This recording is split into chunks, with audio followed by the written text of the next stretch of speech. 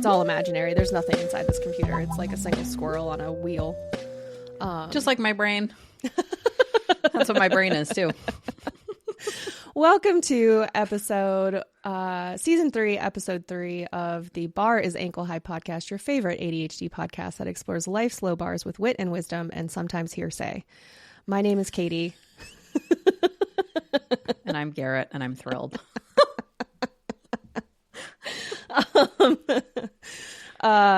Actually, I had a hearing last week where I was the most familiar with what we needed the judge to do. And it was just a strict procedural thing. Like they were just entering data effectively into the system.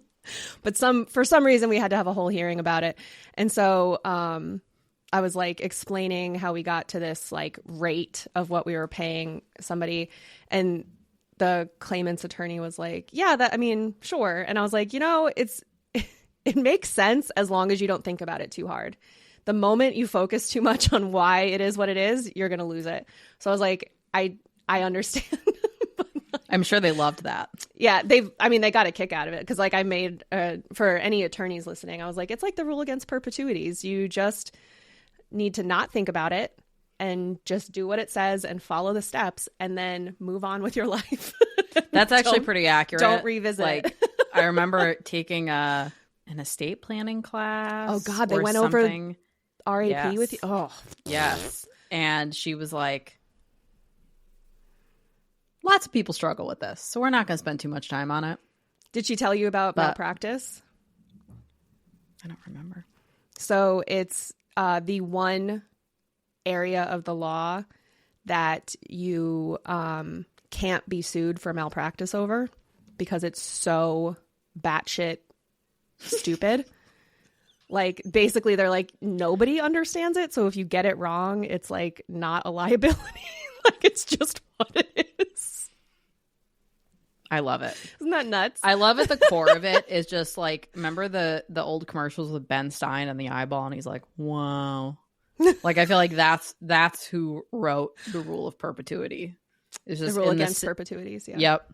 In the center of it is just Ben Stein with an eyeball. And wow. If you don't know what we're talking about, it's a rule basically when it comes to estate planning. Like if you were to say my youngest child will get this when they turn however many years old. And the idea is that it prevents your estate from staying open forever.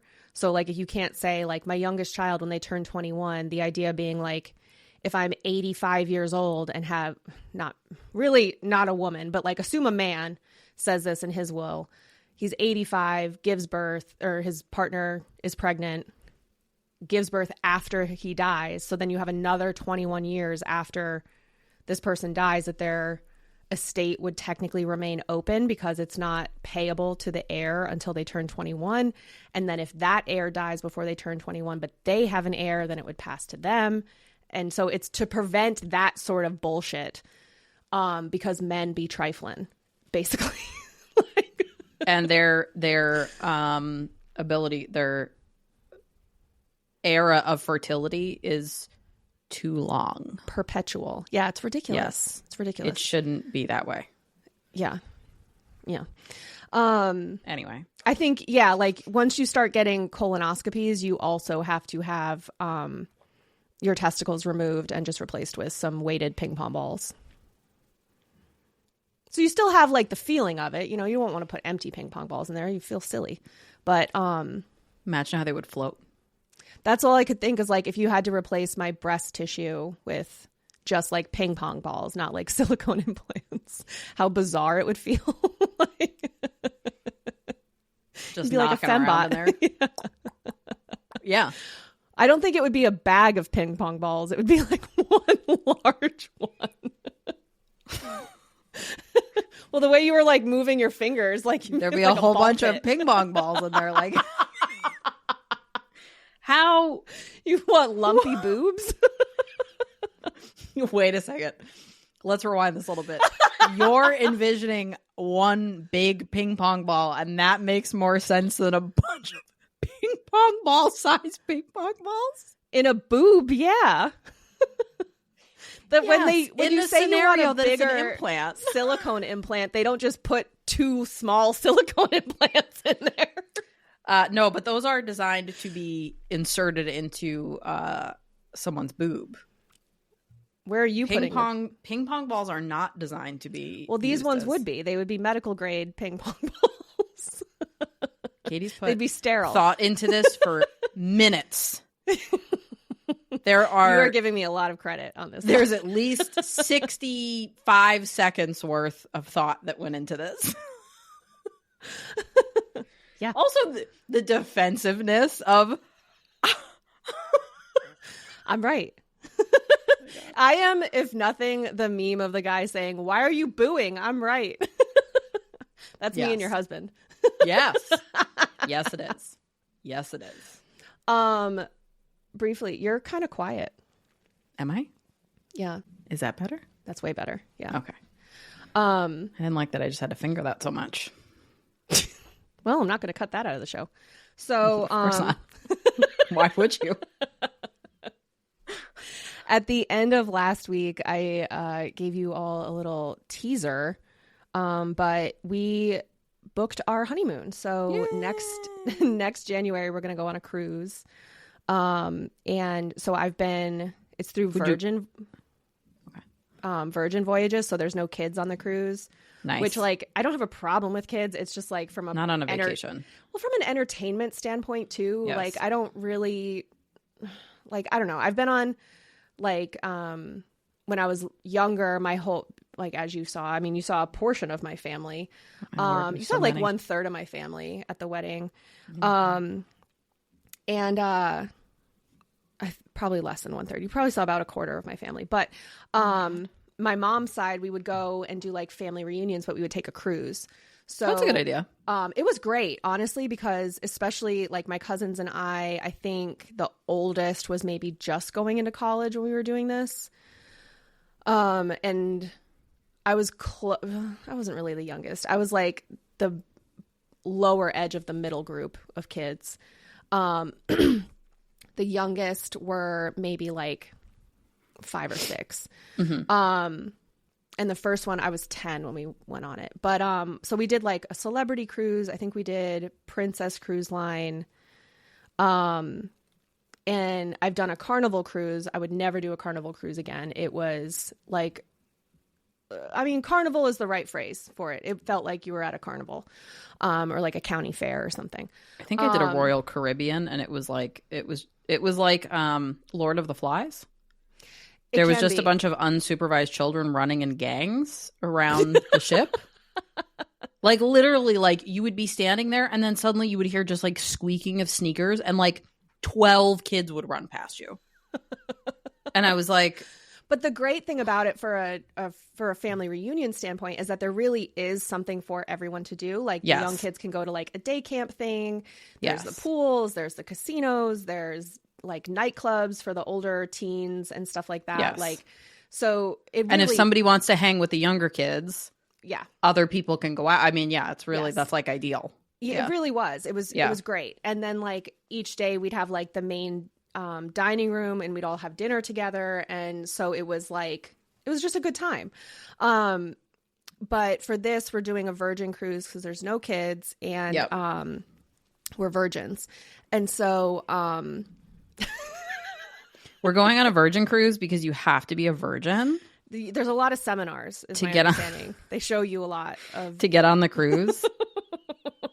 That's what they said. They're gonna like cancel my reservation if they hear this. Yeah. But as a result, there's like a lot of because they don't have like a main dining room that you go to every night. It's like all restaurants. So you like book what restaurant you want to stay in. So I've been looking up like Virgin Voyages, like tips and tricks and hacks and all these different things. So that's what I've been kind of delving into. But the other really exciting thing we just did yesterday, we made our first real purchase as a couple, which was like very exciting. Like we walked out and then PK mentioned that it was like our first purchase. And I was like, oh my God, you're right. But yeah, we got a couch and a love seat. And then he thought I was joking when I said we were going to go to the furniture store on our way home from running errands. And so he was like, well, I would have taken measurements if we were actually, like, if I knew we were going to do this. And I was like, well, why would you think I was joking about it? Like, I've been talking about getting a new couch for months. Because our current one is destroyed by our dog because she sits on the back cushion, which is not attached. So then it just is now, it's basically a lumbar support cushion. Yes. But in any event, and PK likes to put his feet up. And I was like, we should get a reclining sofa because you like to have your feet up. And I hate when your feet are on me. Because your legs are heavy. And I hate the feeling of heels like into my thigh. It makes me want to scream and amputate my own legs to avoid the feeling. Yeah. So in any event, I'm doing fine. Marriage is great. What? Autism. So we went to the furniture store. So then we got the love seat and the couch. We got those ordered, and they'll be here in a couple weeks. Hopefully by the time you guys are hearing this, they'll be here. Oh God. Remember mine? Remember mine got like super delayed, and then it was like supposed to get you got it delivered during COVID, right? Yeah. So like they couldn't get the lumber for it. Like it was something Yeah, crazy. there was like there was they some couldn't kind of even ridiculous build the delay. frame. Yes. It was some And then kind of they absurd. like didn't have cotton because they were using it for the masks, so they didn't have like the batting. I remember you saying that at some something point. very stupid. Like there was like 2 separate delays. Yes. But so yeah, we didn't take measurements, and then we got home, and our living room is small. Have you been in my house? Yes. So it's a tight little living room. I mean, we have like a little kit, I swear to God, it's a Sears kit Cape House is our house. Because all the doors are too narrow for normal. They are narrow. Furniture. Yeah. But in any event, so we were trying to figure out, like, we had the dimensions now at this point, so we're trying to figure out how we were going to situate it. And so I think we settled on basically the couches facing each other, like one against the window and one against the wall, opposite it. So neither will be facing the TV, or at least that's how we'll have it set up when we have company. But either way, very excited to have new couches that it's the best like feeling. Will just be nice, and they're leather, so that's nice too. Easier to clean. Yeah, way easier. Then that's the thing. Like there were some fabric ones where I was like, I really like this fabric, but Coco's nails are next level, and they cannot be stopped. And she digs, and so she's just going to put holes in it. And like, there's a risk of her putting holes in the leather, but I would rather that. Like she put a hole in my couch cushions, like day 2 of living together. So like, it was just that sort of thing where I was like, yeah, like if we have kids and they're like 10 or 15, then we'll have a nice fabric couch one day. Oh yeah, like you just have to like resign yourself to the fact that like when you have pets and kids, like we literally have like nice furniture, and then we have like the stuff that can be lived in right now because there's no. Yeah. Although I think my couch is like half composed of Cheez-Its at this point and Cheerios. Probably. And that's the other thing, like this, actually, I'm not sure. I think the whole seat itself is one thing. And then like, I guess it would like fall out the back, but you can like vacuum under the back of the couch. But nice. Otherwise there's no like cushions to like remove and vacuum in between, which will also be nice.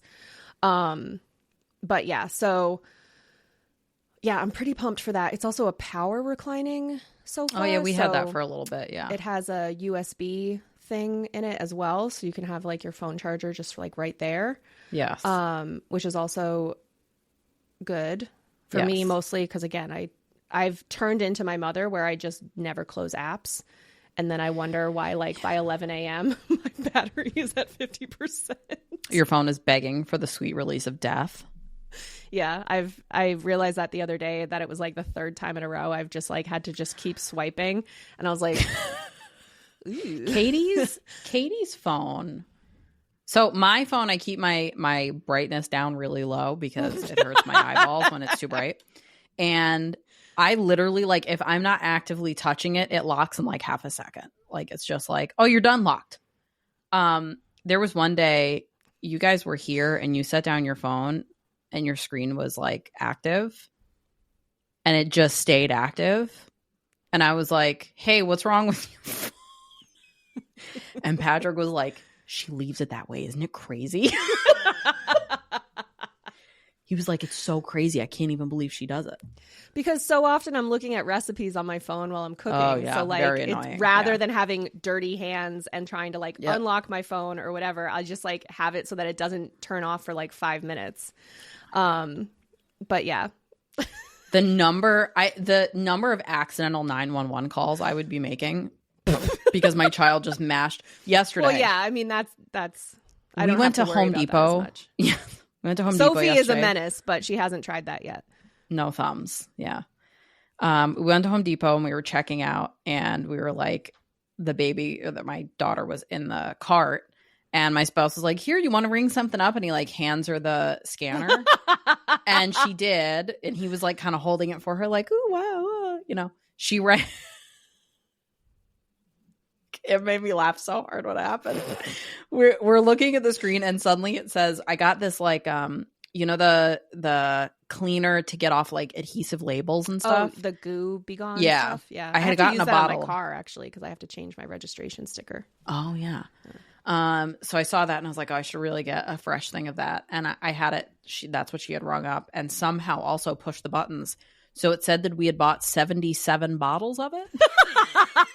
We would like a pallet of goo be gone. So I started like cackling because I immediately knew what happened. It was just so funny to me. And then the lady from Home Depot like came over and was like helping us fix it. And like she was also laughing really hard. So, yeah, I thought for sure you were going to say that she just like scanned all the candy and like the weird flat pencils that they have at checkout at Home Depot. Nope. She just bought 77 bottles of Goo Be Gone. Oh, that's too funny. Yeah, it was great. So that's immediately what I thought of. Like if my phone were open that long. Yeah. Yeah. There's times like I've been playing a lot of Sudoku lately and I really enjoy it actually. I didn't think I would, but like I am like it. I'm not good at playing it in hard paper format because I do need to find out immediately if I'm wrong, which is what the app tells me. Because a lot of times I'm between like two. Like I'm like, okay, it either goes here or here. So like I don't feel so bad about that because I'm like, good job, logic brain. You like narrowed it down. Primo. But like at the same time, I'm kind of, I don't know. Like I could do like pencil mode or something. And I only want Sudoku if it's easy. Because like it's still challenging me. Yeah. But if it's too hard, I'm not gonna get any of them and I'll just make no progress. If I do like the expert setting, I just push the buttons until they show a correct number. Oh, okay. So you play it on regular mode? So you're playing it on the same one I am. I'm just not waiting for the computer to tell me. Oh my God. What there are ADHD. Two types of people. Yeah. What ADHD. So sometimes though, Sophie will come up and want some attention while I'm playing that and will knock my finger and I'll hit the button. And then I'm mad because then I don't get the no mistake win. Yeah. But it's and then suddenly you bought 77 of something. Yeah. And then I have the moment of being like, hey, Katie, this is a fake game. It doesn't exist. Oh, speaking of things that don't exist. So I told you I had a conspiracy theory to tell you. Yes. So I've been listening to this podcast called Creeps and Crimes. They're based out of Tennessee, so they kind of have this like southern drawl, and they do mispronounce words. So if that's something that bothers you, you're not. There will be parts of this show that you don't like and won't be able to stand. Like an episode I listened to this morning, they pronounced effigy as iffigy, and You know what? I feel much better about when I was calling that actor Doug Ray instead of Doug Ray. I felt much better about when I said Sam Hain instead of Samhain. Ours are way more understandable. That's a different language and not yes a word. Yeah. And these people, I mean, they've gone to college, like they have college degrees and stuff. And they went to like universities, like not like Trump University. Right. But like a real one. Like an in-person university with like, you know, accreditation and stuff. Yes. But in any event, they were talking about so like the creeps portion of the podcast, has like they do a lot of like conspiracy theories and like some like hauntings and like alien abductions and things, but they've talked about like MK Ultra, and it's very kind of surface level. It's not like the deep dives that like Last Podcast on the Left does or something. But they were talking about at some point, and I don't remember what the topic was, but they were talking about the God particle. Oh, I think they were talking about Stephen Hawking. That's who they were talking about. And they were talking about the God particle and how Stephen Hawking predicted that if we discover the God particle, it's only a matter of time until we destroy the universe with it. Because like humans can't be trusted, basically. And like Stephen Hawking also couldn't have been trusted because didn't he also like sexually harass people or? Yeah, apparently. There's also apparently a conspiracy that he died in like the 80s and was replaced with a lookalike. But the lookalike is somebody that had like a tragic like car accident or something and was like also paralyzed. But like it's I mean, the way they explain it, I was like, I have not heard that one. That's wild. But like, but the part of the reason for that conspiracy is that he had ALS, and the life expectancy once you're diagnosed with that is like 2 to 5 years, and he lived like 45 years after his diagnosis. So like part of the conspiracy is like, why of all the people with ALS, like he's the one that survived? Like that's weird. So which I kind of get, like being like, you really don't hear about anyone else living with ALS long term. A woman I went to high school with, actually, her husband passed away from it within 5 years of him being diagnosed. Whoa. Yeah. That's awful. So, truly. And he was like he did like sound engineering at SPAC, I think. So he was like a very active person, and like, yeah. So just, I mean, it's a horrible disease, but in any event, so they're talking about the God particle, and the theory is that when it was discovered in 2012, that is when the universe was destroyed. And so like none of what we're living in right now is real because the universe has already been destroyed. Which is how then what happened in 2012? The God particle was discovered. Okay. And what evidence is pointing to that being discovered? Oh, it's we know this. Oh, okay. Okay. Yeah. It was one of the CERN like super collider things. Like that's where they discovered the God particle. Okay. Like, or the dark matter, whatever thing. Okay. This is feeling a little bit like when my spouse tried to explain NFTs to me. It's definitely like a little bit of like a suspend your belief thing, but it's also it's just kind of interesting with like the idea of like, because then there you have like the simulation theory that I feel like I would never have heard about before 2012. So then the idea is like there was the universe was destroyed, the simulation took over, like in whatever other universe is like controlling us, kind of thing. So it's just like interesting, but it's like one of those things that is kind of living rent free in my head. And then last night we watched this movie Heretic with Hugh Grant. Have you seen it? In the tile, it's just his head with glasses. So no, I haven't watched it yet, but I've heard about it. So good. Oh, really? It's by the studio is A24, so they did Get Out, they did Midsummer. Yeah. It is so good, and it ended, and I like turned to PK and I was like, "Do you think da da da da da?" And he was like, "No, why?" And I was like, "Well, because of this thing that they said earlier in the movie, and like what they showed at the end." And he was like, "Oh my God!" And I like looked it up, and I was correct, but not like it wasn't like that is exactly, because I don't want to spoil it for anybody that hasn't seen it, because it's so good, but it was like intended for you to question the ending. Oh, okay. Kind of like at the end of Inception, where like you don't know if he made it out, kind of thing. Right. But it was so good, and apparently Hugh Grant took the role because he was sick of kind of being typecast in these like rom-com type roles. And so his agent was like, "Okay, well, here's one." And did you see The Undoing? With him and Nicole Kidman?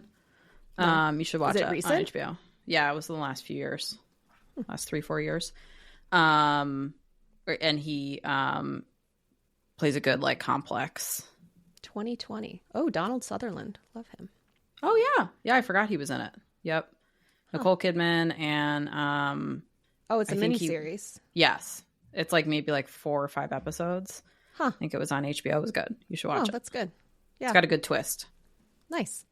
But yeah, so that's but the way that the ending of that movie like kind of makes you question what's real and what's not also reminded me of that conspiracy theory. So that's why I've been thinking about it. That's like when that like that science news came out and they were like, "Oh, we have this we have this like telescope that's so strong, like something about like how you can use it and you can see dinosaurs." Remember there was something about that? The James Webb telescope. Yeah, so it's so powerful that because of how light travels, you're right. The photos that it's giving us are the stars as they existed when dinosaurs were on Earth. So like if those same stars have a telescope pointed at us, they're seeing dinosaurs. They're not seeing humans. Pretty wild. Right. There's just certain things that I'm like, you know what? My brain doesn't need to. No one's relying on me to know this information, so I'm just going to let that just. But if you actually understood astrophysics, then you would understand how ghosts work. That's a good point. I forgot Tune into about Patreon. That. Forgot about that guy on the Sci-Fi Channel dunking on me like that. I played that clip for PK, and he was like, "Why do you like these shows?" Yes, also me. And I was like, because it's just like stupid background noise. Like if I'm caught up on my podcasts or whatever, like it's just something to put on while I'm like vegging out. I just did that with Forbidden Love. Have you seen that? No. Show? It's like an old reality. Is it people show? Like fucking their cars? No. It was mostly people of like different religions getting together. Mostly people fucking their cars. But not only people fucking their cars. It was mostly people fucking like small engines. Not really cars. Like a mower or a snowblower. Yeah. Weed whacker. Because you want to live on the edge. Yeah. Yeah. Yeah, it was I lost my train of thought. The dog barked and it just Forgotten left my head. Love or Forbidden Love. Oh yeah, Forbidden Love. Yeah. So there was like a couple where she was like agnostic and he was like an Orthodox Jew, and then like she becomes an Orthodox Jew, and then there was one where the guy was Amish and he left Amish and like joined her and was like shunned by his family, and there was some good, it was trash. It was garbage. Is it on HBO? Yes. Well, like I think TLC. it was actually TLC. Yeah. Do you think it's real? Like I always, because like there was like that Breaking Amish show that turned out to be like nonsense, and like the Amish Mafia show that were just nonsense scripted shit with people with neck beards. I don't know. Like I don't know. But there was a really great fight where one of the couples broke up, and he was like trying to be really calm and talking to her, and she was literally just like, "Fuck you, you bitch ass," and it was so funny. So like my spouse comes in as I'm watching this fight, and I'm like, like literally like taking giggling, notes like, for the next fight. Yeah. Fuck you bitch ass. Bitch ass motherfucker. He was like, "Oh, I'm glad you find this so funny." I was like, "It's great. I love it." Yeah. Great television. Yeah, absolutely. And you know, and then obviously Naked Attraction. We gotta every now and then I watch some of that just to, you know, see a bunch of like droopy foreskin. There's so much foreskin. And then so on New Year's Eve we had PK's best man and his best man's girlfriend over, and we were telling them about Naked Attraction. And whenever you describe the show to somebody who's never heard of it, to see it, it sounds fake, which is what yes. PK and mine's reaction were when his former boss told us about it, because it was like, that can't be on television. Like, what do you mean? Like, what?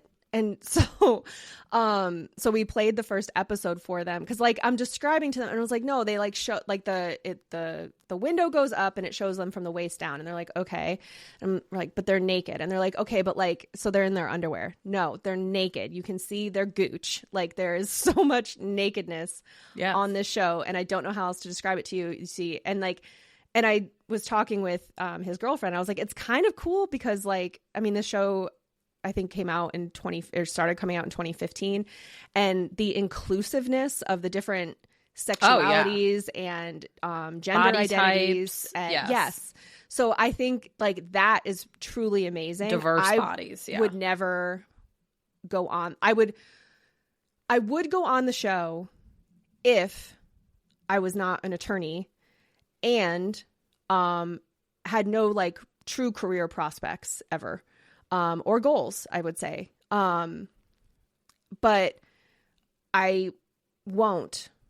I mean, now I'm married, but like, it's also that sort of thing. Like there was that one episode where the girl was like 19 and she was like, I'm running out of time to find somebody to fall in love with. And then she said her age and we were like, huh? like, huh? So, we showed them an episode and like they start it. And because like you start and you're looking at the host and the picker who's picking the person to go on a date with, and they're both fully clothed. So you're like, okay, whatever, regular dating show. And then it's like go up. And in the first episode, one of the guys has an enormous elephant tattoo on his crotch with the trunk of the elephant being his wang.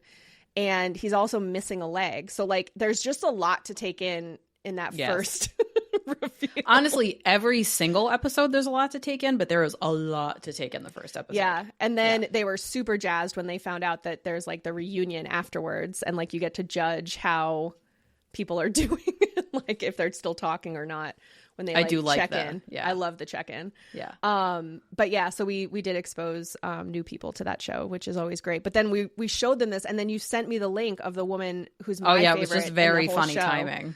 because she just has this comment about she's an organist at her church. And now this, I want to preface this, is a vocal stim of Katie's. Oh yeah. She's got It's so several fun to vocal say. stems from this show. But she says this one a lot. Yeah. And so she's like in her 50s. She was a caretaker for her mother who was extremely ill. And I think her mother passed or like went into an assisted living facility. So she didn't have to be a full-time caretaker anymore. So she was ready to date. And the first reveal of this, she, it shows from the waist down. And the host is like, so what do you think of the schlongs we got here? Or however she phrased it. And she's like, oh, I'm really just looking at their feet. And the host was like, oh, really? You like feet? And she goes, yes, because I love when they put their toes in my pussy. It's very sexy. And it's just the most like, and even the host is like, Jesus.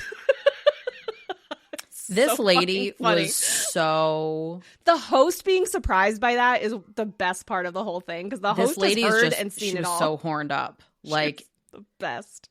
I loved her. And just this episode, there was this one guy, and he was missing a leg. He had very few teeth, and his eyes went in two different directions. He's not the one with the elephant tattoo, by the way. Different. Guy. Yeah. And that's the other thing. Like, you frequently see people with like missing limbs. There's wheelchair users. There's people that are using canes. There's like all kind of assistive things that you see. Yes. So it really is like a legitimately very diverse group of people, which is the biggest and prop there's no, I can give it.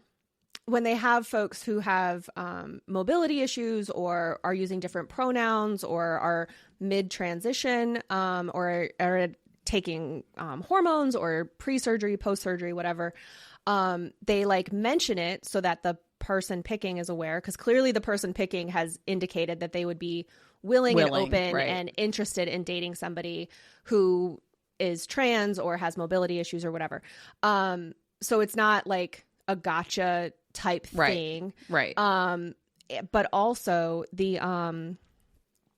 it's presented in a way of like, this is just factual as opposed to like a sideshow type thing. Very matter of fact and like respectful, and like there's no like removing any of the salaciousness from things. Yeah, like it's not there for ratings kind of thing. It's like, truly, and it's very educational too. Like when one of those things comes up, they do this little aside and they'll give you like an infographic type thing where they're like explaining statistics and like a little bit of science behind pubic hair and like the purpose of it, what they think it's for, what it was for back in the day.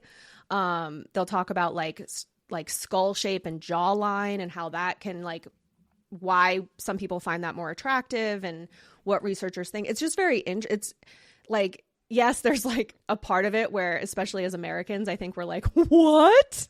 Foreskin? is on free television. Yeah. Yeah.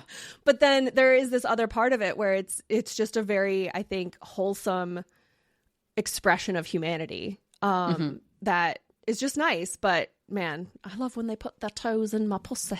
So good. It's so crazy. So I just happened to see that and sent it to Katie. The same day. It was so great. I was so excited. I sent like it the same time they were watching it to PK's best man and his girl. And I was like, see, it's real. And it was odd because I hadn't watched it in like a long time. And I was like, oh, I'll watch this while I'm folding laundry. And I saw the lady and I was like, oh. I was like, I have to be ready. I'm like sitting there with my phone, like waiting for her to say it.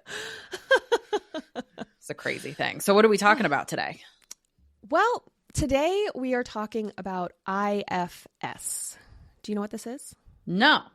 Okay. So this came up in one of my own therapy sessions, probably last summer, I think. Okay.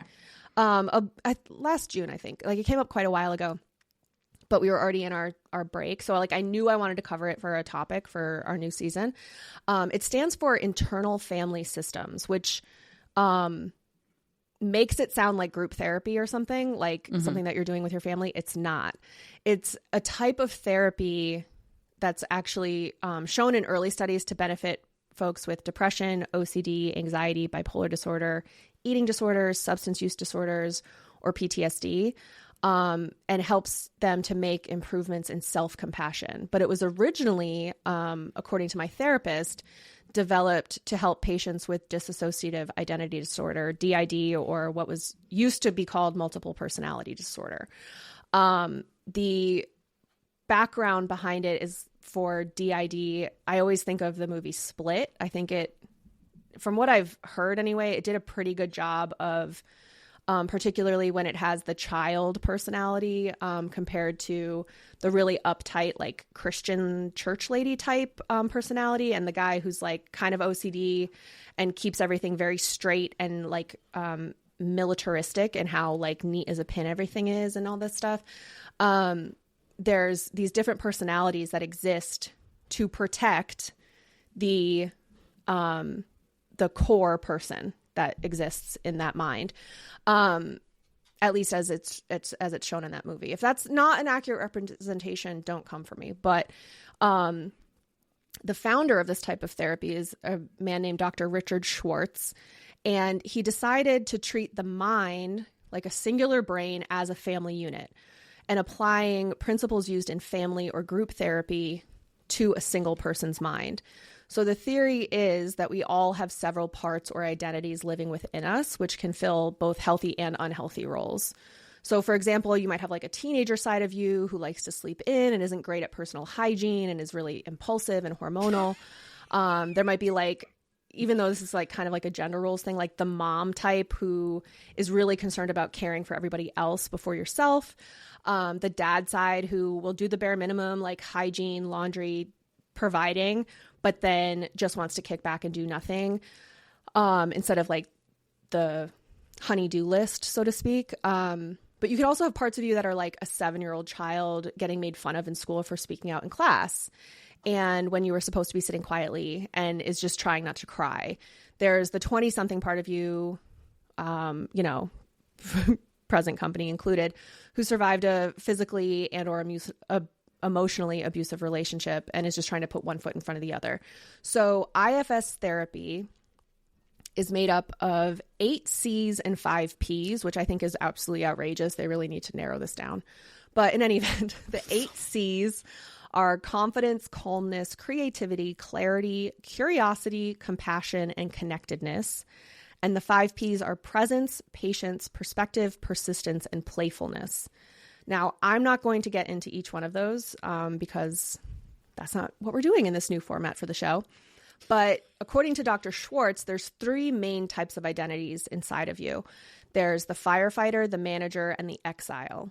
The firefighter is that protector reaction, really goes on the offensive, when a trigger is present. So the firefighter reaction is the one that puts out the fire or the pain associated with that trigger, such as self-medicating with illicit substances instead of feeling those feelings and processing what the feeling means and all that.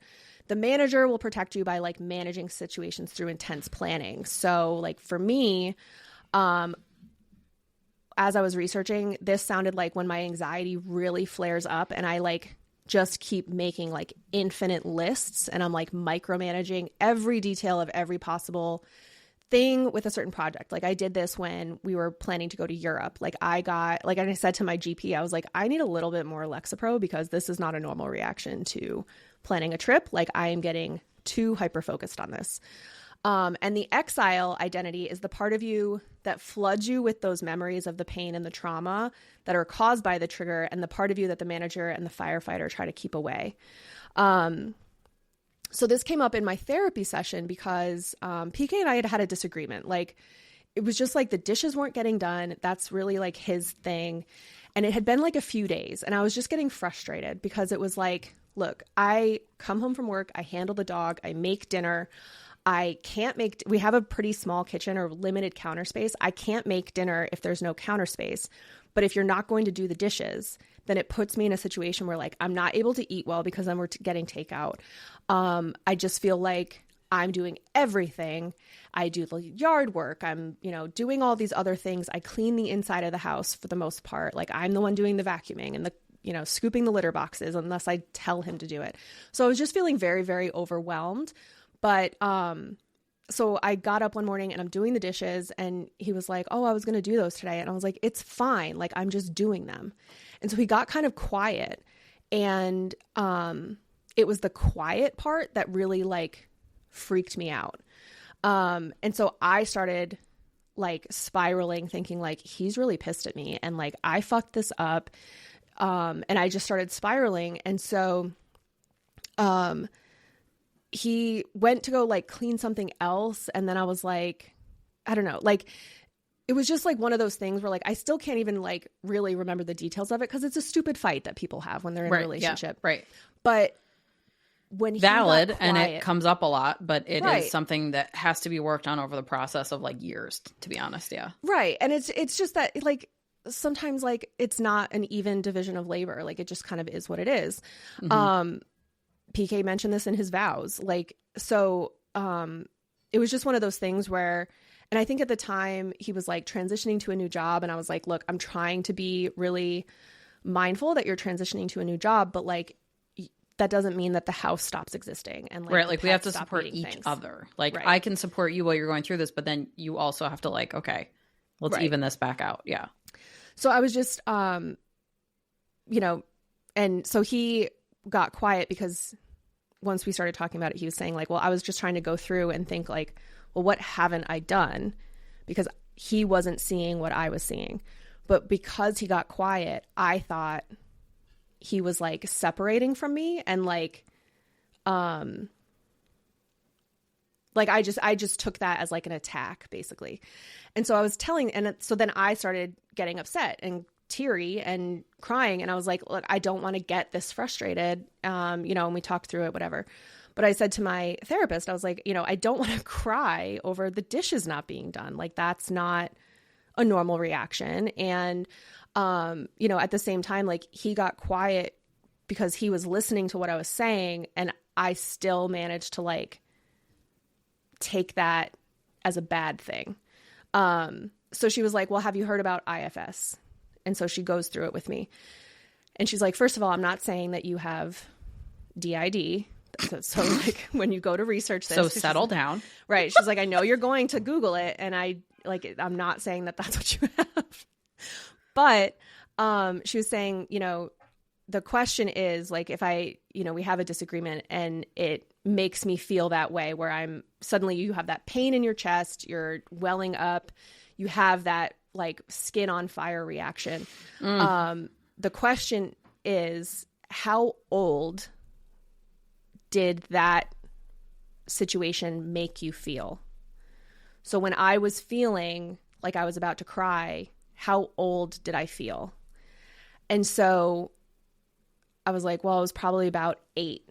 And it was when my stepmom and my dad were having a fight about my brother and I being there at their house. And it was like you had to walk on eggshells and you couldn't say anything. And like suddenly we couldn't take up space.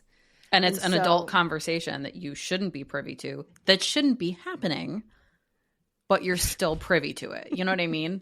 Right. And so I was like, well, this is how, like, and so she's like, right. Okay. So now you know how old you were. Now, what did 8-year-old need in that moment? What would have made the 8-year-old version of you feel safe? And so then, you know, what I needed was for my dad to stick up for me, really. And, you know, kind of say, you know, these are my kids and this is not going to change. And then the question is, as a 38-year-old, how does that translate into what I need now? Like what I need now is my partner to say, this doesn't change how I feel for you. This is just a disagreement. I'm still going to love you. I'm still going to be here. This is just a disagreement. This is not earth shattering, you know, so like, but going through that process of how old did you feel? What did 8-year-old you need? What did 15-year-old you need? What did 25-year-old you need in that moment? And then how do you give that to yourself now in this situation? So that's what IFS is. It's about working through that. Right. And that's an important thing, like that self-reflection. And I think like, I know as I've gotten older and now become a parent, you start realizing, you know, how someone is looking to you to understand how to respond to something. So it makes you very aware of like your dysregulation and responding to things in an inappropriate way or like too intensely, or so you kind of have to like unpack that. And so much of it, there are times where I will literally say to my spouse, I'm like, I feel like a little kid right now. Like, I feel like I'm asking for this and blah, blah, blah. Like, of course, there's no calmness in the way. No, I'm sure you say this exactly in the same tone you're saying it now. Duh. Yeah. And that is another thing that I've worked on significantly is, but getting to the point where you can, I think for me, part of it was even recognizing when I felt triggered, like what that feeling even felt like on a physical level. Yeah. Because it's one of those, like, I can 100%, I'm an empathetic person. So like if you explain something to me conceptually, I will absolutely be like right there with you listening to what you're saying. But when it comes to like the self-reflective part where I'm like, oh, I had to really figure out like what even that felt like. And then making sure I'm like allowing myself like a little bit of a cushion to just like take a minute to like assess like, whoa, why is that making me feel this way? Like, why does my chest feel so tight? Why does my face feel so hot? Why are my armpits so spicy? Like, and for me, I think like it's even to the point where then my spouse is now almost reacting. It's just like so funny because I'm realizing this now, like kind of a full circle thing where now he's looking to me like, why are you being so quiet? Because I am literally taking a minute to like understand what I'm feeling and why, and be able to communicate it in a way where I'm not attacking. I'm not like blaming, because he also has a tendency to respond very defensively to things, which is something we are still working on. Because it's hard. It is. And I think too, like if you've had exposure to people who like don't take these considerations when you're communicating with them, you do tend to respond defensively because things are sometimes like an attack. Like sometimes it feels that way because it is a very pointed criticism. Like sometimes I'm an asshole and I didn't pick up something that I should have picked up, or I didn't, like I left something in a cup, so now it's a bitch to clean or whatever. Like sometimes it is like you're just a dick. Like, right. It happens. But other times, like you really do just need that. When I'm a dick, I don't have that same triggered reaction either. Like I know I was an asshole, and so maybe it was a different part of you that was triggered. It's not so much an inner child. It's like a teenager. Right. Exactly. It's like, fuck you and the horse you rode in on, buddy. But also fuck like you in the horseshoe. Specifically in the horseshoe. Fuck you in the horseshoe. The classic spot where people get fucked. But also, like, living with people is really hard, and division of labor is really hard. So it is, I think that is a really good way to, like, just take a second to, like, unpack something. Yeah. Because also those fights can, like, run away. Like, totally. They start and it just avalanches. Well, and it's also, you know, and part of the reason that I raised the issue with my therapist was because, like, there have been moments where I'm like, could you just do the fucking dishes? And it hasn't been this, like, I didn't have that kind of emotional response. Right. Like, why am I feeling bad right now? Right. Like, exactly. Yeah. And so I was like, not only did I need to not feel bad, because I leading up to that event, I absolutely should have communicated better. However, I also wasn't mean or biting in that moment. So I was like, why am I so, like, afraid all of a sudden? Right. Like, that's not, and, you know, it's you know, years of therapy, you know, since 2018. So 8 years. But, you know, being able to say, like, that is not a normal reaction. Okay. So, like, rewind. Why? Right. Like, okay, why am I feeling this way? Right. Like, it's not like I got startled. It's not like he jumped out around a corner and, like, scared me or did something that would have triggered my PTSD. It was like something else. And so then it was like that moment of, like, well, how old? And I mean, I almost never cry in therapy anymore. I cried when we were doing this because I was like, oh, fuck. Like, this is like that child, like, healing your inner child thing. Yes.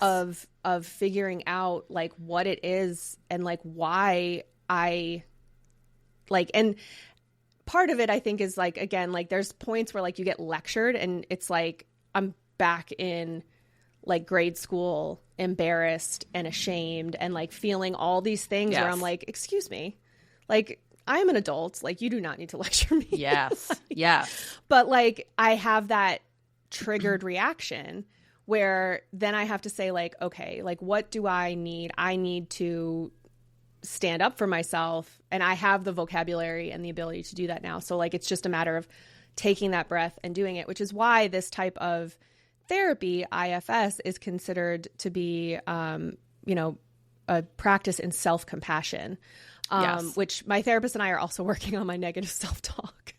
It's so hard because it turns out I'm real bad at it. I'm very mean to myself. Yes. I mean, it is. And, you know, and we talk about this a lot, but I do feel like the pod has helped with that. Oh, where sometimes I'm like, or you're just dealing with a lot. That's why things feel so overwhelming. Like, maybe it's not that you're incapable of handling things. You just have a lot going on. Right. You know what I mean? Like, oh, that got missed because you have a lot going on. So I think it's definitely helped with that. And I know, like, becoming a parent, the best example, like, I can think of that I've seen is, I know we mentioned there was a season of 90 Day Fiancé where this woman was married and had lost her spouse and had a couple of young kids and was, like, months later getting involved with someone and on this 90 Day Fiancé show. And you have these kids that are grieving and tender and they're on camera. And I couldn't even watch it because I think it's not the beekeeper lady. No. I honestly, I don't know that I've seen that season then. Yeah, it's in the last few seasons of one of those spinoffs or there's one so of many them. that like, I don't know which one. And I just remember thinking, like, I actually can't get through this. I can't watch this because these kids are in pain. And you also, like, as a parent, I now have this, you just realize that, like, all of these adults that you know that have these issues, and it's like you get this clarity and you can just see the thread connecting what they're struggling with now with things that were maybe not handled the best way when they were kids, especially boomers. And there's been such a change, and I know, like, people want to roll their eyes at, like, millennial parenting and, like, gentle parenting, but, like, I can tell you that I'm getting to the point with a toddler where, like, we can kind of talk through something where she doesn't flip out. Mm-hmm. And which is wild. because those are tools that like 3. adults don't have. So correct. That's something like, and there's definitely like a rant on our Instagram or something where I was like, people put shit on kids that are for adults to handle. And that's part of this is like, you as an adult too have this realization, like, you know what, there's stuff that I dealt with as a kid that I shouldn't have had to deal with. And Absolutely. even if it's not like something really traumatic and bad, there are still like things, exposures that you have that maybe you didn't get the proper explanation to, or maybe you didn't have an opportunity to process. So it just makes you like, and it makes me upset when I see people not giving their kids these tools, because you know that I saw there was a girl at daycare one day and she was like, I remember seeing her like grabbing things from kids and like, mine, like yelling. And then all the other kids start doing it because that's how kids are.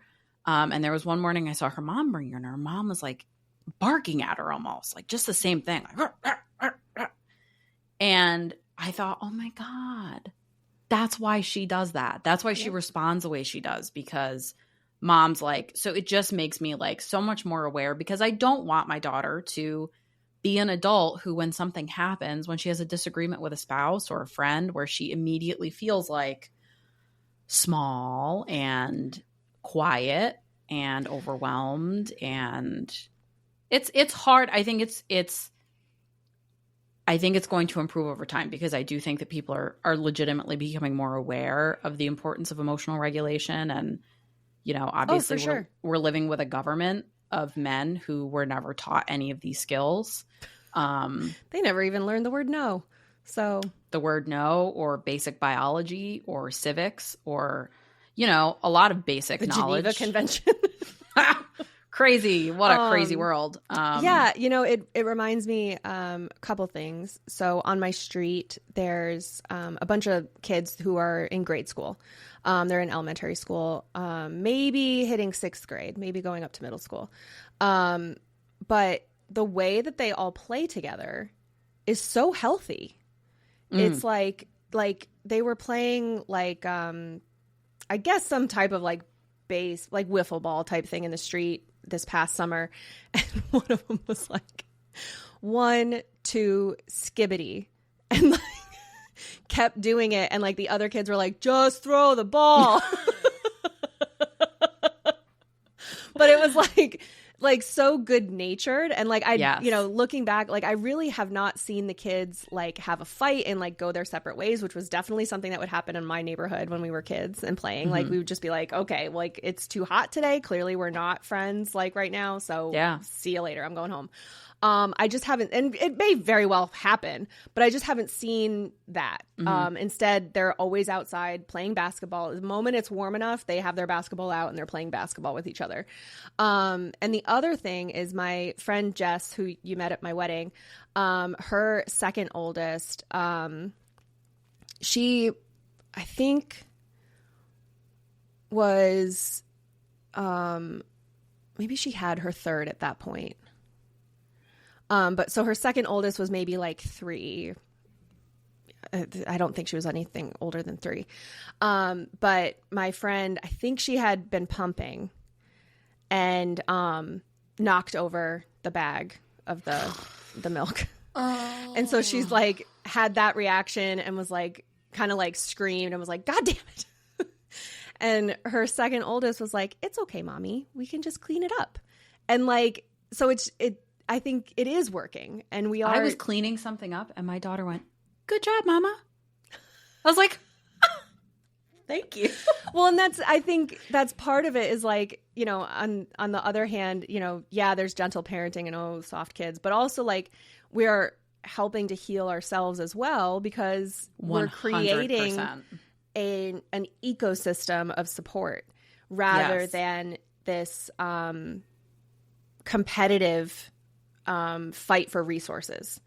Oh yeah. Well, and as an adult, if I've been teaching someone this, I am way more likely to practice it myself. So like in turn, I am more regulated and am able to like use that language. I can't tell you how often I use the things I do with her at work.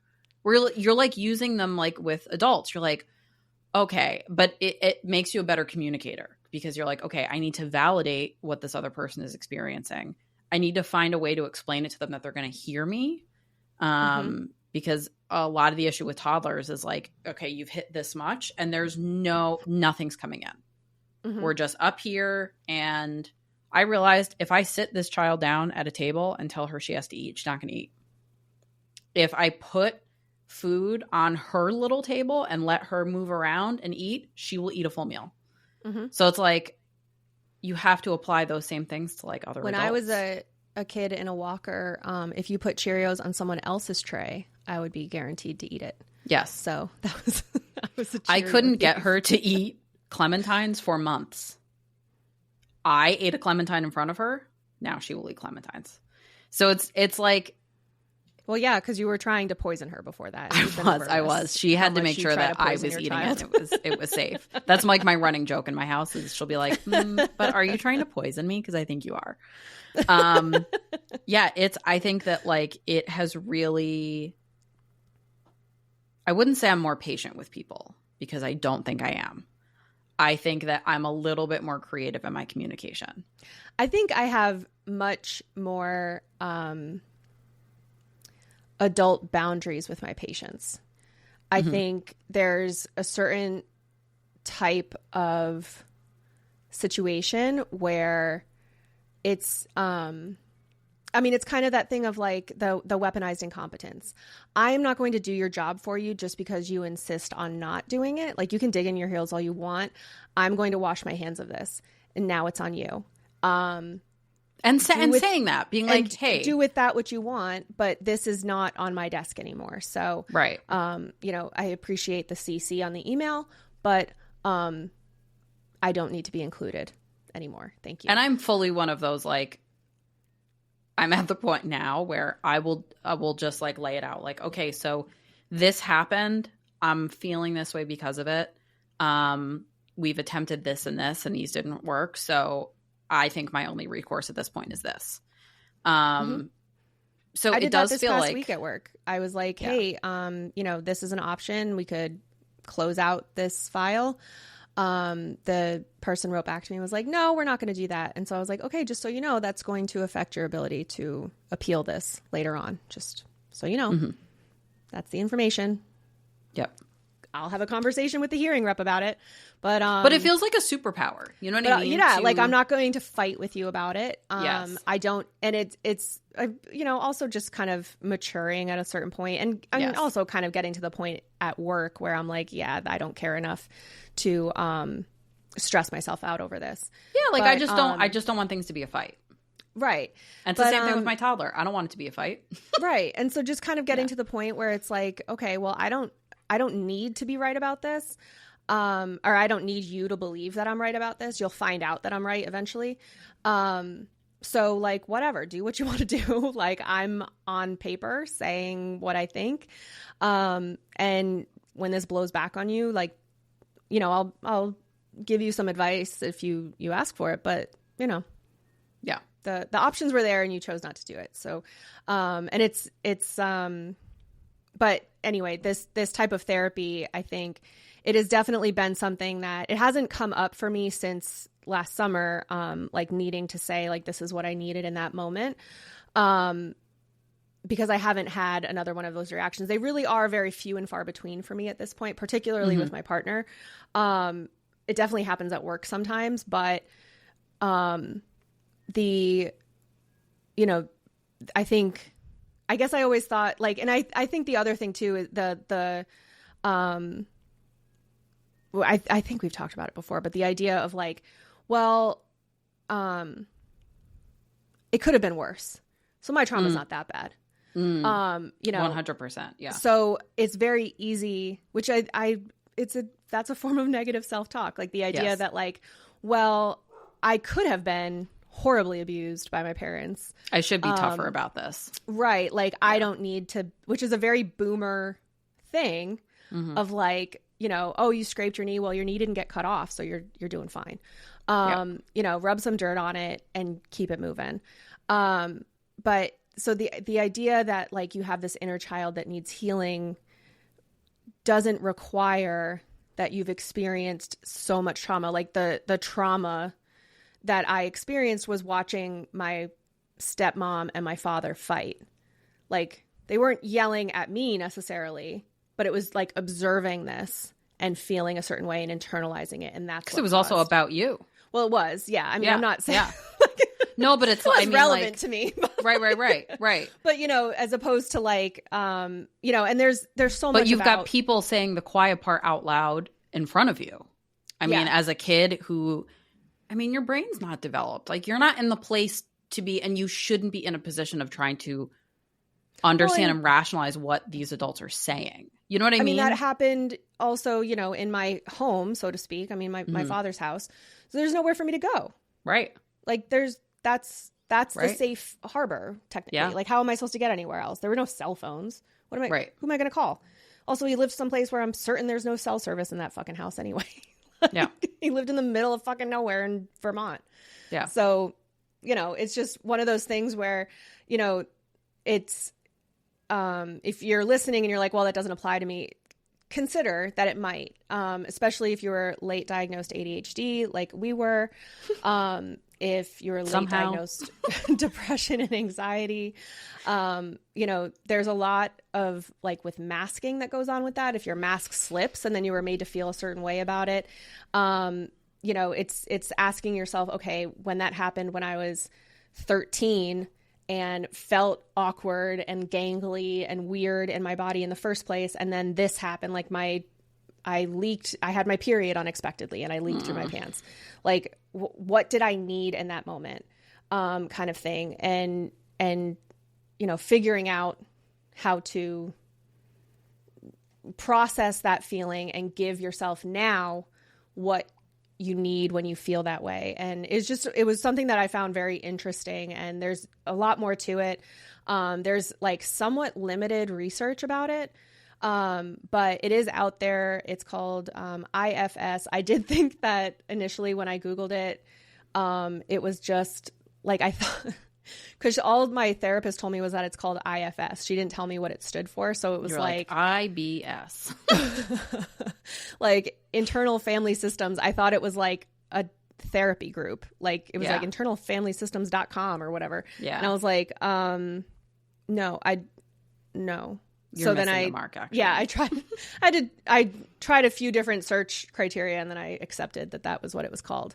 But I mean, the idea that you're trying to heal from a DID perspective, heal those parts of you that come outwardly to protect the core you, and or to manage the core you and to prevent that feeling from happening is obviously an extreme reaction to trauma, as opposed to the rest of us, I suppose, who don't necessarily have a completely different identity that comes out in order to avoid any uncomfortable feelings. But I mean, in reality, it doesn't need to be trauma based. I mean, it can just be unresolved feelings that you have from your childhood that you obviously haven't dealt with enough and are still impacting your behavior, which I know we've talked about too, like that,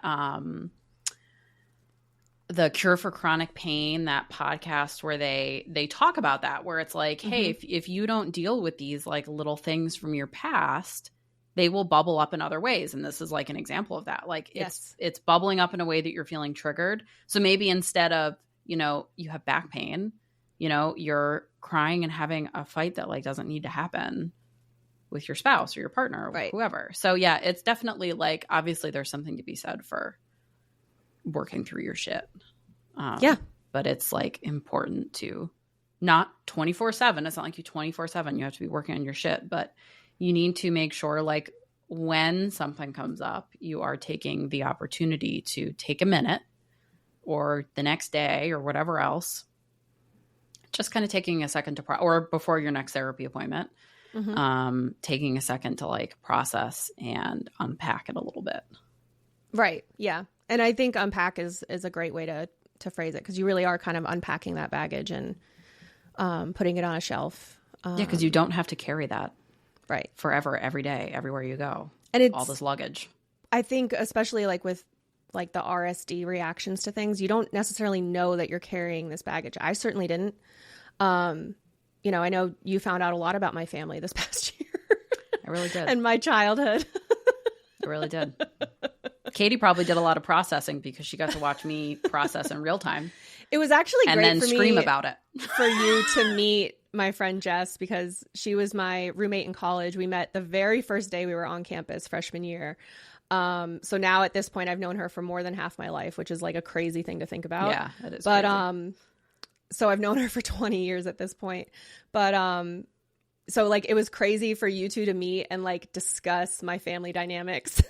Oh yeah. Because like she saw so much of it, because like there's like my dad didn't come to my college graduation, and like she was there for that, and like all these different things like that happened when I was in undergrad. And like my stepmother said I'm not welcome at her house unless my dad is there, like random shit, you know.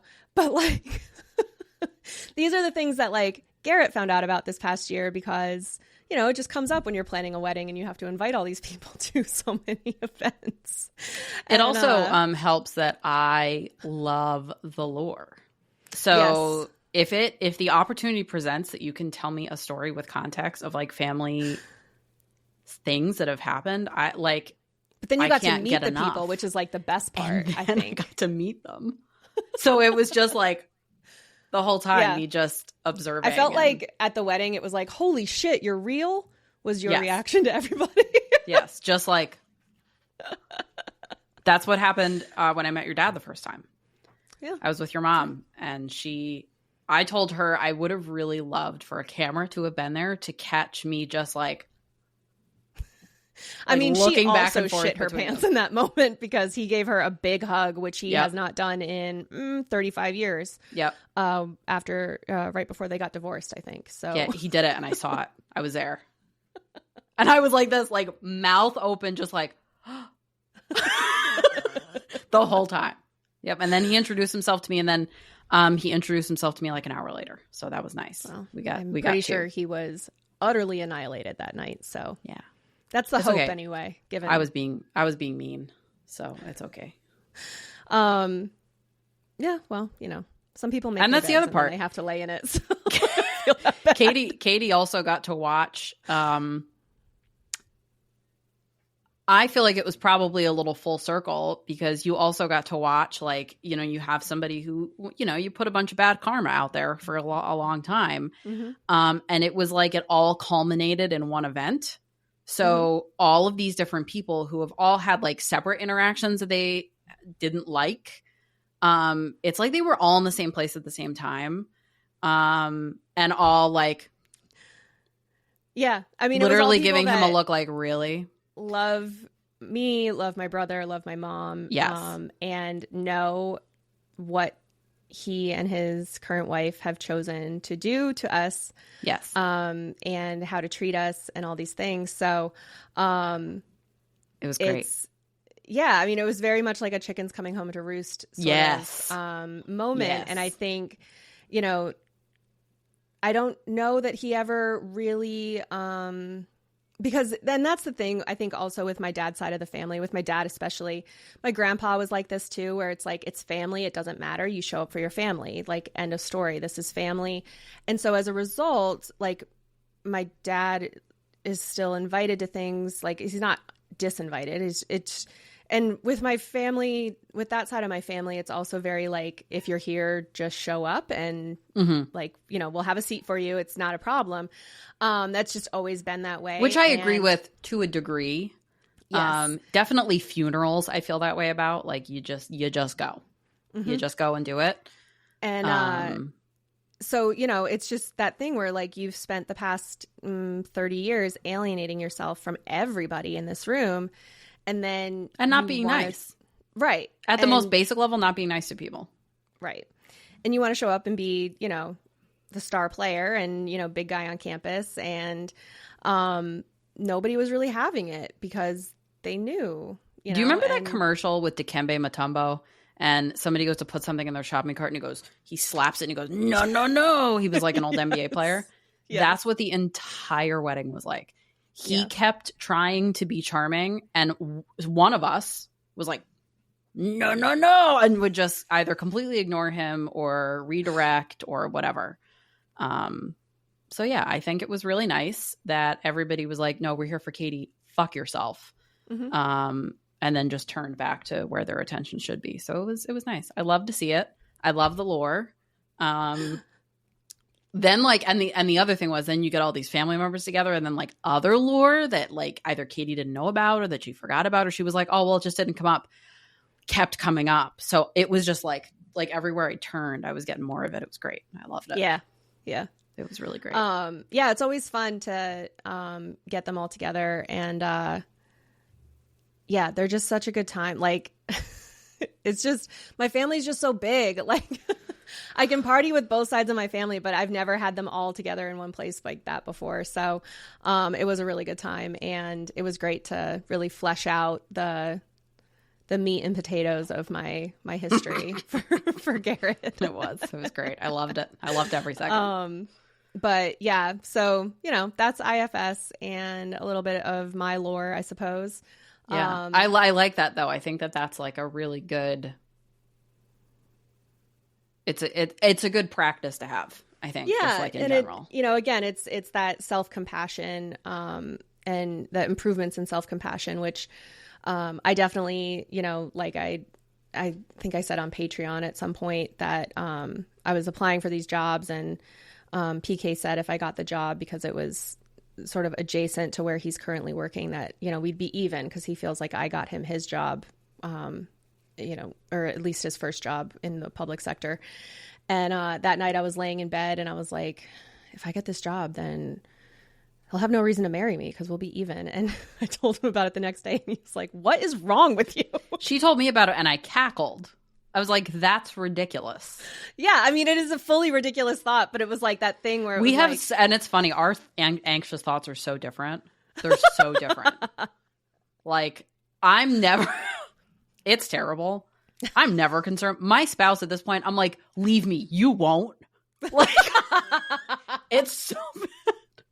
So not where my anxious thoughts go. We're like 12 years behind you, though, so it'll take another decade or so for us to be like, okay. You have fun with that. Yeah, I can tell you one thing though, I'm never changing my goddamn name again because I got my license finally. Nightmare. So now it's permanent. And I did get a brand new email address at work. Good for new you. Email address, name changed, everything. It was so You're real. easy. I thought for sure I was going to have to get the governor involved. Because nobody else who's had a name change has a different email address. They keep using the same email address. And I was like, there has to be a way to just like forward this. And the IT guy was like, yeah, it'll still, like, you're going to have the same login, but like you'll have a separate email address that people can email to. It'll all come to the same inbox. And I was like, outstanding. Yeah. That's what I want. Like, that's how it's supposed to be. Right. Because it's the idea of like being in a hearing and saying to opposing counsel, like, my name's Katie Kennedy. And then I give them an email address with O'Brien in it and then being like, excuse you? We have a contact an external contact I have to deal with periodically for work. And since I have started, so I've been there like, 7 or 8 years now, 8 years, 9 years. She has, however long, she has had like 4 different names and it still has the original name in her email. And I'm like, I mean, like, I get it, but also like just change it. Well, apparently in Outlook, you can just add it. And then, like, all my outgoing emails are my new email. Like, my contact card has both listed, but all of my outgoing emails are my new email. And, like... it's fun? Men don't have to deal with fucking any of this, generally. It's generally that's what I said just to the lady at women DMV. changing their names. I was like, if men had to do this, I wouldn't have to go... There would be one single office I go to. Yes. And I'd have to fill out one single form. And they would wave a fucking wand at the end of it and be like, ta-da! It's done. Yeah. Everything's changed. You never have to think about this ever again. And it was free. Yeah. Although it is free to change my name on my notary license, apparently. Oh. And that is the other thing. Like, I was talking about it with somebody, I think of my therapist, but I was like, because it's a name change due to marriage, like, everybody has a process for that. Yeah. So I'm very grateful that I'm not trans, and I'm not trying to like change my birth certificate or change like because of those things, because those are newer processes. I feel like not everywhere is going to have like the same level of understanding. Like this is a very straightforward, like, oh, you got married, click the button, you're done, goodbye. $50 filing fee. Right. So at least it's that, like it's, and it's a marriage and not a divorce. So it's like, you know, people are like, oh, congratulations, as opposed to being like, sorry, like I'm uncomfortable. But yeah, so that's the only like plus side, is that it's a very straightforward process and a straightforward reason. Yes. But yeah, otherwise it's just like, when she was like, yeah, you need to change the title on your car, I was like, motherfuck. Yes. Forgot about the title on my car. That being said, who cares about the title on my car? Yeah. Like, whatever. Yeah, I had to do like that. Did I wait? I must have waited and done the name change order because I changed my middle name too. So I had to do a separate name change process and like petition it with the county. Yeah, because I wanted to make my maiden name my middle name. And in New York State, they don't let you do that with your marriage license. Like that serves as like a name change if you're just changing your last name. But because I was changing my middle name, I had to my marriage license would have allowed me to change my middle name. There was a separate space for it. Did these motherfuckers change it? Probably. I had to go to the county. I had to fill out a form. I had to write up an explanation as to why I wanted to change my name. I had to file an announcement in 2 different newspapers announcing my name change. I had to file all of that with the county, and a judge had to review my application, and it cost me like $400. And at one point, or maybe it was a $300 filing fee. I'm at the county and I was like, hey, for this field, are you looking for like this information or this? And she goes, I can't tell you how to fill out the form. I was like, you're not telling me how to fill out the form. I'm like, good, okay. I'm asking for what piece of information you're looking for here. Mm-hmm. I can't tell you how to fill out the form. And I was like, men would never have to do any of this. So yeah, but then once I got that, then I could do the name change process. What was I looking at? There was like some form. What form was I filling out for my name change? But it had like the little like info dot next to it for like what information to put in there. And so I fill it out, and it's like when you click the info dot, it was like basically restating. So it was like middle name and info dot, or like last name, let's say. And info dot, it's like, enter your last name here. And I was like, right, current or former? I need some fucking specificity. And then when I printed the form, it had the full, like, long form instructions on it. And that had the information of, like old name, new name, yada, yada. But I was like, why wouldn't you have put that in the little I button?